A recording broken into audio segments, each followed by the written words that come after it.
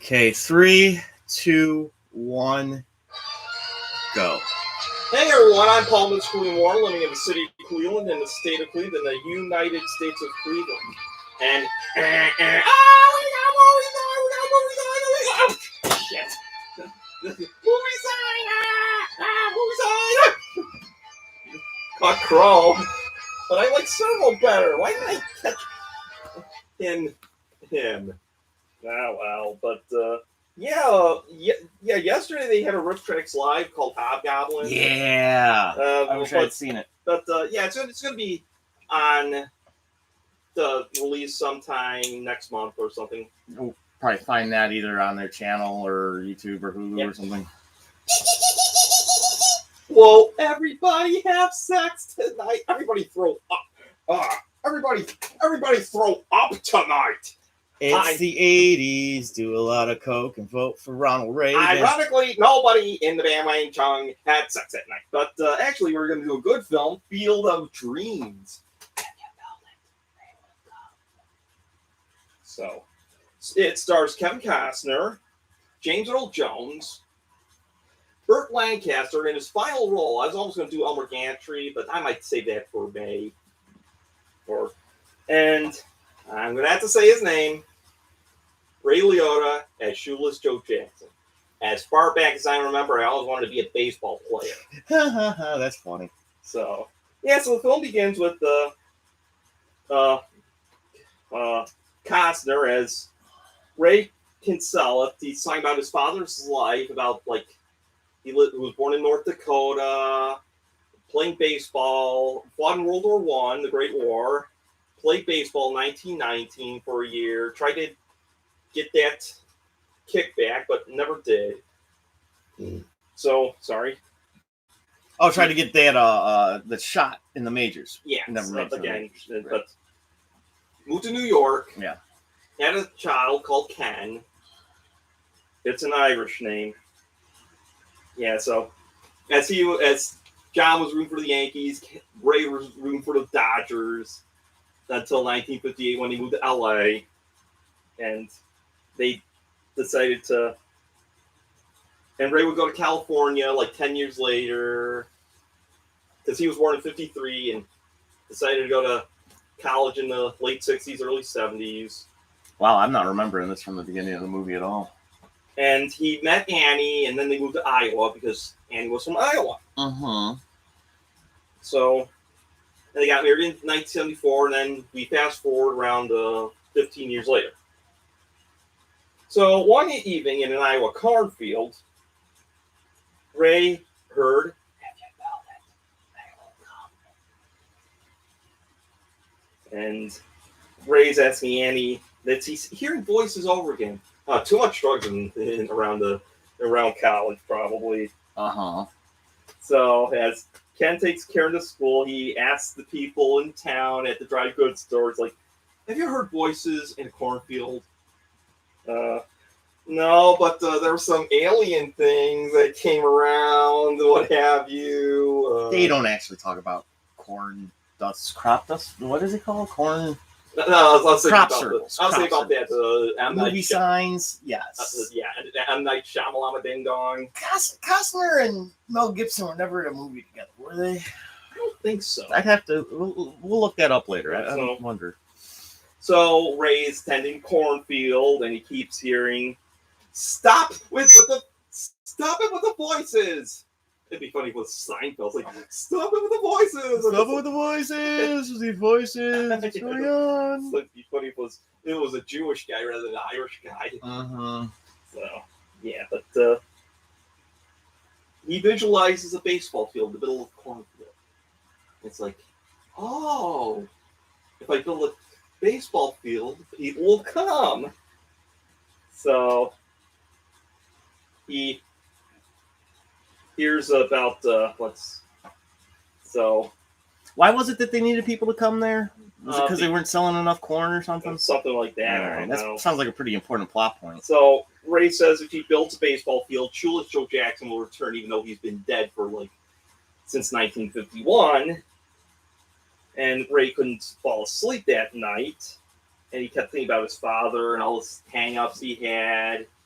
And so the Ray tells Karen about Shoeless Joe Jackson's story about his life in baseball. He was one of the few he was the only one who probably didn't really throw the Black Sox game in 1919, but unfortunately He was convicted with it too because. Yeah. And everyone was thinking that Ray was crazy because he built a baseball field in the middle of nowhere. So as Ray and Annie are on the baseball field drinking some wine, getting drunk, Annie saw Ray smile as he reminisced about his own dad. And Ray watches the field throughout the year, and nothing. Like he'd go through 1 year with nothing, and now they're in financial jeopardy because they aren't selling that much corn. So that same night, Oh, corn. Yeah, I heard porn. Sorry. That'd That'd be a way to make money. Well, not anymore. You have to be on the internet. Well, anyway, go on. But so that's where Field is something. Yeah, we're gonna. But Ray sees Shoeless Joe Jackson. So Ray and Joe play some baseball on the field. But when Joe sees Ray's family, he stops where the field stops. So it's like kind of like a barrier kind of thing. So as Joe says, there's 8 more players, and he decides to return to the cornfield. Ray's friends, like Mark, tells him the bank that Annie's brother-in-law, Annie's brother, is like. Which guy's Mark again? He's the guy in the glasses with the suspenders, right? Yeah, and the orange beard. Oh, that's a different guy. It was Mark, yeah, but it's like, nah, you gotta sell. You gotta sell the cornfield. I'll get you money. I'm helping my sister Annie. Yeah, of course, there's some jerk named Mark in the movie. Yep. We should write down a list of just like every movie that's got a jerk in it and his name is Mark. There's got to be at least 16 of those. Yes. We check that out. So basically, Karen and Ray decide to watch the 1919 Chicago White Sox outside, and one of them yells "asshole." It's like, oh, that's okay. I'm used to it. That's funny. Yeah, that's Kid Karen, spelled with an I, not an E. So Mark doesn't see the 1919 White Sox.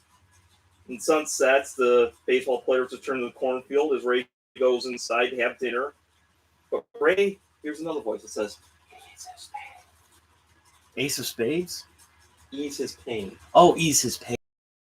Now I'm going to say, if you have not watched the movie, I encourage you to watch the movie. So it's one of Robin's favorites, she says. One of the greatest movies ever. So James Earl Jones and Kevin Costner, she loves that movie. So we know somebody who watched the movie, but if you did not, I encourage you to pause the film and then watch the movie. Otherwise, because the next part is spoilers. So rent it, buy it, stream it, get it from your friend or something. But remember to give it back to your friend if you something like that. But click like, subscribe to Warner Brothers Productions, and we'll be having more shows coming soon. I don't know when, but hey, maybe one day we'll do this with different cameras or something. I don't know. I know somebody who might actually, the guy who actually looked at has interest in Parma flamingos. Yeah. So that's why I told this guy to make 2 copies so you can look at it. Oh, right. Yeah, when he types it out. So it's going to be a little different than what we expected. So at the PTA meeting, Ray and Annie are there. They're trying to ban more books. Sounds familiar. Ray hears the name Terrence Mann during the meeting. And Annie defends Terrence Mann's about poems and what have you, and while some Karen accuses Ray for building a baseball field. Why you build a baseball field in the middle of nowhere? Well, and Annie and this Karen had decided to have a cat fight. Oh, well, they don't, but it was that close. But it's like Annie wants freedom of speech, and the other boob wants freedom from speech. And they mentioned, like, don't do what the commies and did or what have you right now. So the thing is, and Annie's like, America. This is like, it's because of like South Park. F yeah.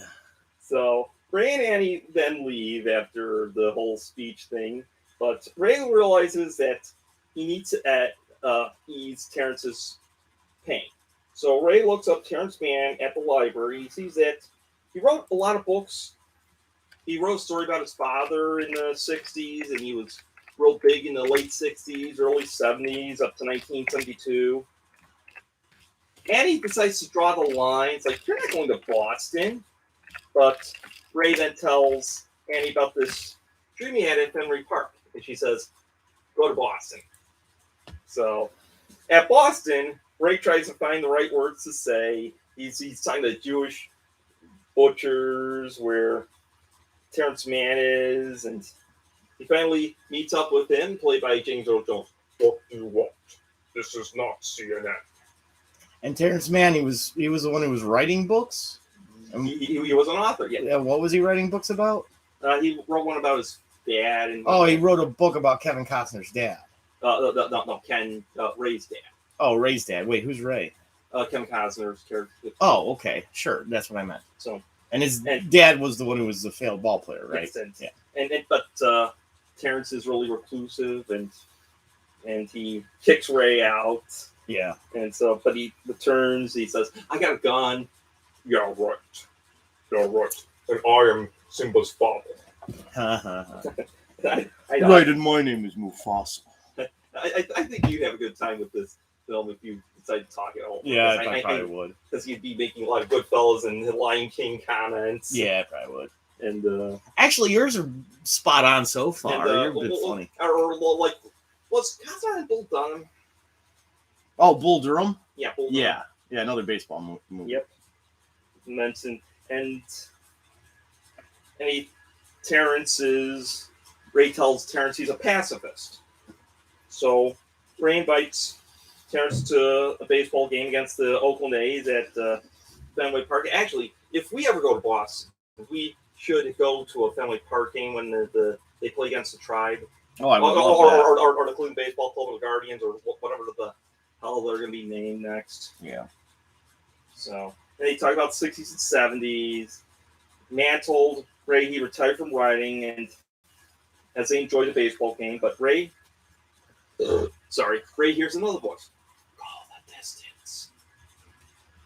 Go the distance. Okay. And he sees the name Moonlight Graham, who was a baseball player from the New York Giants in the 20s. The baseball team, not the football team. And it's on the Jumbotron. So they leave Fenway, and Ray is very let down. So he takes Terrence home, but he knew that Moonlight Graham of the 1992 New York Giants baseball club. 1922? Yep. Okay. And so they go to a small town in Minnesota. Okay. So it's like...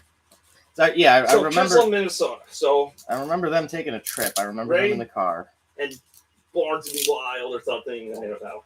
Or China Grove or Jessica by the Allman Brothers. So Ray's in Chisholm, Minnesota. Annie is about to get the farm to Mark.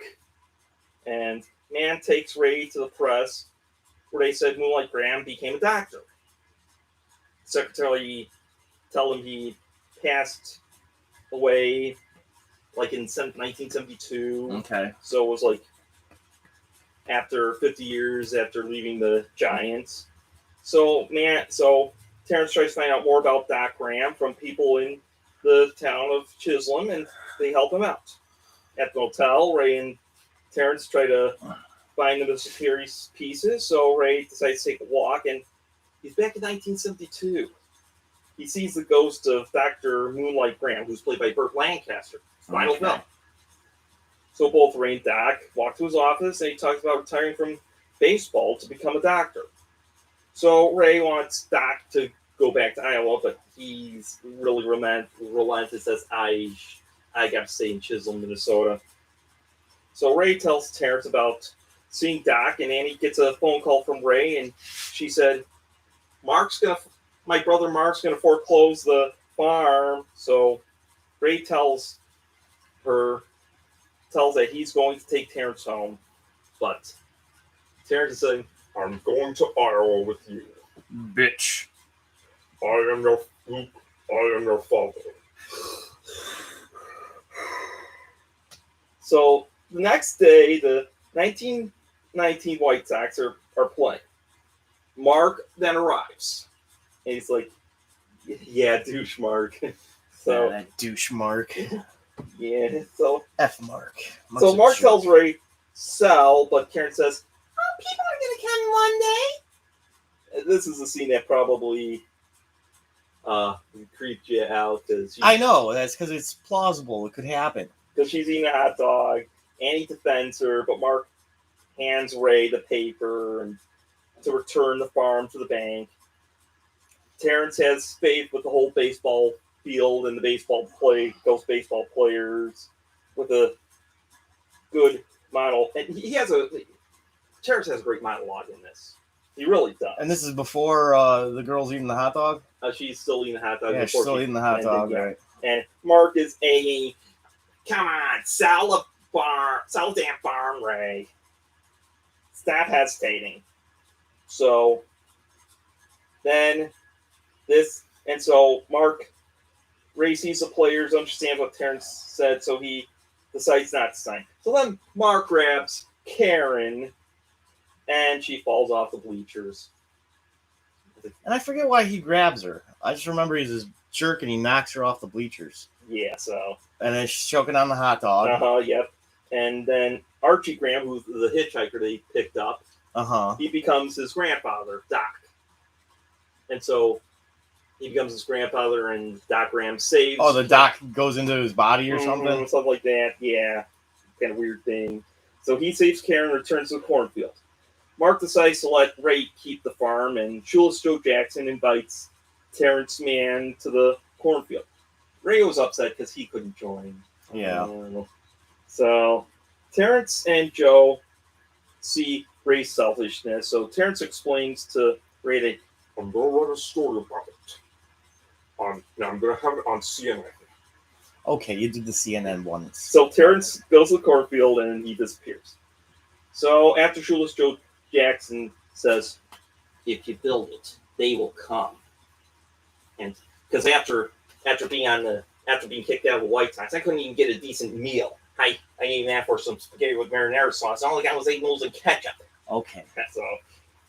So Ray actually then sees his father in the baseball field he built, a Yankees uniform. Shoeless Joe Jackson say to Ray, "It was you who did this." So Ray didn't know what to say to his father as he came up to him. Ray finally gets to mend the bridges that he never got to mend when they were alive. Like, isn't the line something like you want to have a catch? Yeah, like, isn't that right? Because they have a catch, and it's like, "Oh, this is heaven." No, well, I was. Hell, it's somewhat, but especially every 4 years. So heaven in Iowa is having a catch with your dead father in a cornfield, right? Yes. Okay. And hell is every 4 years.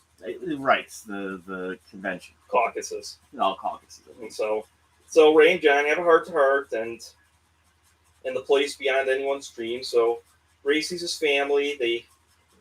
Ray and his ghost father shake hands, and they play catch. I actually almost basically cried when I saw this. So because you're no good at playing catch. No. And so they you play never have a catch with Dad. I don't know, but I mean, you never did before. Yeah, but I mean, I did. So because I can actually catch a ball, right, and throw it. I'm not a sports guy except for track. You throw, you look like a girl. Go ahead, show me your throwing motion real quick, not just your middle finger. And throw like a girl, man. I taught you how to throw. I can't throw. So. That's all right. You're sitting down. Many people come to and then you saw you dropped Tom Servo earlier, and they saw a lot of people coming to the baseball field. Yeah, that's the final scene, the shot, right? Mm-hmm. Where all those headlights are coming down the highway and everything. I wanted to steal that for a movie I had written. That's the end of Killing Ben Harper. Just instead, it's like 2 or 3 cars and it's Well, sirens. I was thinking with the Summer Love, I'd have the Leroy guy go to Philadelphia, then to Woodstock, where Woodstock was, Bethel, and DC. So anyway, your thoughts on Field of Dreams? One of the best films ever. Okay. One of the best baseball films ever. Okay. I'm probably going to put this at number 2 or 3 or something like that. I don't know. I'm sorry, Major League had to win the baseball one because it's based in Cleveland. And honestly, I like the Bad News Bears quite a lot too. Yeah, that's a good. There's a lot of great baseball. There are a lot of great baseball movies, and sometimes watching baseball movies are better than watching the actual games. mm-hmm. Although that is a cool thing about the actual Field of Dreams game, White Sox Yankees. White Sox won it in dramatic fashion. Of course, it would be the White Sox and Yankees because they are the 2 teams represented in the movie. And yeah, I don't know. The game, that was actually an enjoyable game, but I think the movie's better than that game was. Although Costner was there, Costner sounded pretty good. So. Yeah. So next week, more than likely, I'm probably gonna review one of my favorite Adam Sandler films. Okay. It also has Jack Nicholson in it. So Anger Management is one of your favorite Adam Sandler films? Yes. Someone who can't I think manage my his favorite. own anger. What? Shut up. Okay, Oh, case shut in up. point.